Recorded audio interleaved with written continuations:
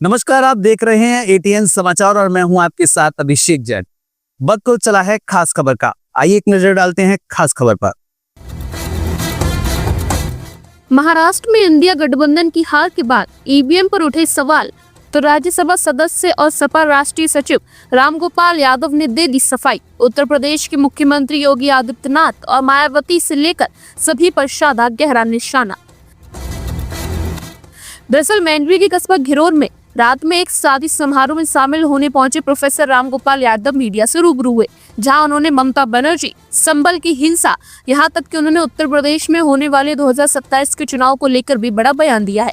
संबल में हुई हिंसा में योगी आदित्यनाथ द्वारा कार्रवाई किए जाने पर उन्होंने कहा, जिनकी मानसिकता हमेशा तोड़फोड़ की हो वो इसके अलावा क्या करेंगे। उनके पास और कुछ कहने के लिए नहीं, धमकी देना मुख्यमंत्री ऐसे पद पर बैठे देश के सबसे बड़े राज्य के मुख्यमंत्री को जो भाषा बोल रहे हैं वो क्या भाषा उन्हें शोभा देती है। वहीं बीजेपी पर निशाना साधते हुए साथ ही मायावती को लेकर उन्होंने क्या कुछ कहा है, आइए हम आपको इस खबर के जरिए सुनवाते हैं।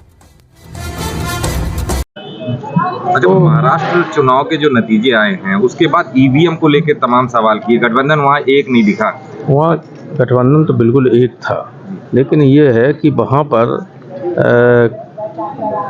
संदेह तब बड़े पैमाने पर हुआ जब लोग कहने लगे कि हमारी पोलिंग पे वोट हमने सब कांग्रेस को दिए और वोट कांग्रेस को कोई नहीं निकला, तो कहीं न कहीं गड़बड़ी तो है ही। और आजकल टेक्नोलॉजी इतनी फास्ट हो गई है कि जब वो राज्यों के, जब अमेरिका का राष्ट्रपति ये कह सकता था, वो जब पहले ट्रम्प हारे थे कि पुतिन ने हमारा चुनाव हरवा दिया रूस के उसने अपनी टेक्नोलॉजी से इधर उधर करके, तो ये तो बहुत मामूली चीज़ है।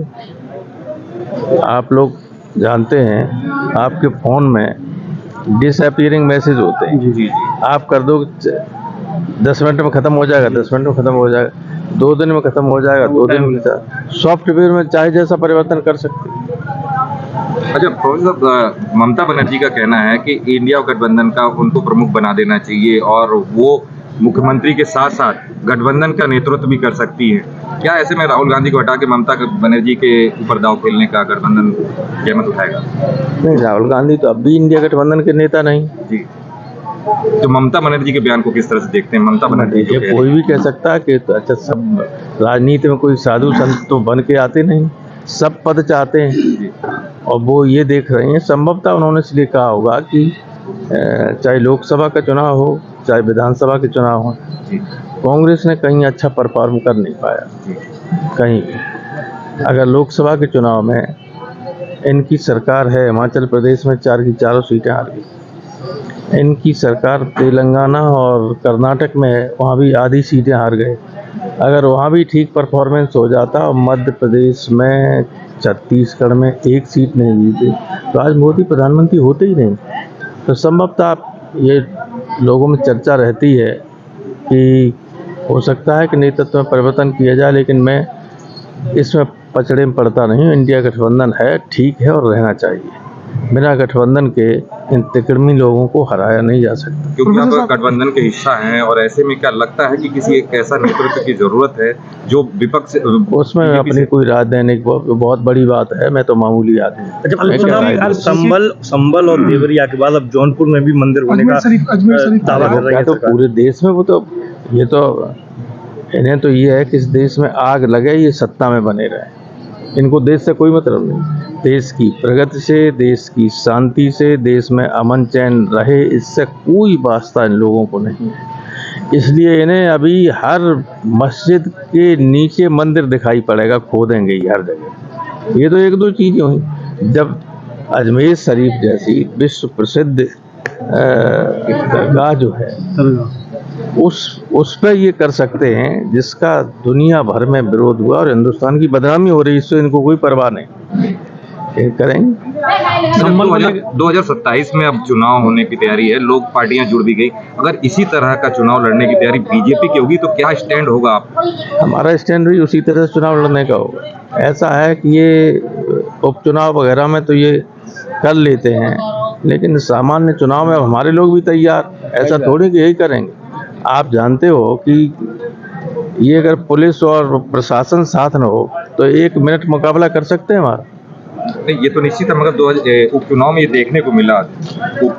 उपचुनाव में तो सब जानते थे कि यही मुख्यमंत्री अभी रहेगा, सरकार बीजेपी की रहेगी। लेकिन आम चुनाव में लोग जानते हैं कि सरकार बदल सकती है, दूसरा आ सकता है, इसलिए ये जो गुंडई की प्रशासन है वो नहीं होगी। संभल घटना को लेकर योगी आदित्यनाथ कह रहे हैं कि कार्रवाई कड़ी होनी चाहिए और अभी भी बुलडोजर की कार्रवाई की शुरुआत करने जा रहे हैं। ऐसा है जिसकी मानसिकता हमेशा तोड़फोड़ की हो तो वो इसके अलावा कहेंगे क्या, उनके पास और कुछ कहने के लिए नहीं। धमकी देना कि मुख्यमंत्री जैसे पद पे बैठे हुए, इतने बड़े पद पे और देश के सबसे बड़े राज्य के मुख्यमंत्री को जो भाषा बोल रहे हैं वो कोई मुख्यमंत्री की भाषा है? समाजवादी सुप्रीमो के लिए कह रहे हैं कि डीएनए टेस्ट करा लें, कई बार कह चुके हैं। तो किस तरीके से देखते हैं? हमारे समाजवादी सुप्रीमो ने कहा है कि मैं तो अपना तैयार हूँ डीएनए टेस्ट कराने के लिए।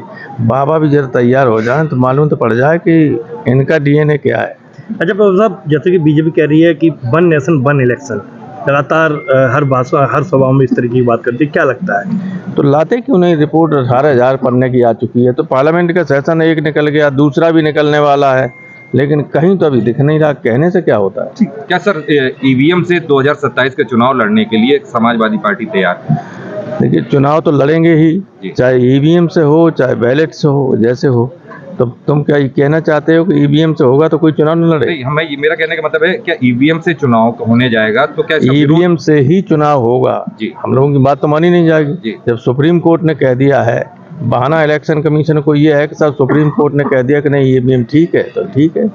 महाराष्ट्र में ईवीएम को जो गोलमाल होता है उसको लेकर एक कंप्लेंट की, उसके खिलाफ ही न्यायालय ने मुकदमा दर्ज कर उसको कार्रवाई कर। खैर, कुछ लोगों ने एक तरीका है उसकी जांच कराने का, उन्होंने लोगों ने एक निश्चित अमाउंट जमा करके मशीनों की जांच हो सकती है, पर जांच शुरू होने वाली है। कोर्ट ने भी आदेश कर दिया। क्या लगता है उसके कुछ राहत आगे दिखेगी इसमें? अरे कोई हम ज्योतिषी तो है नहीं, अगर उसमें गड़बड़ी होगी तो जांच में गड़बड़ी आ जाएगी।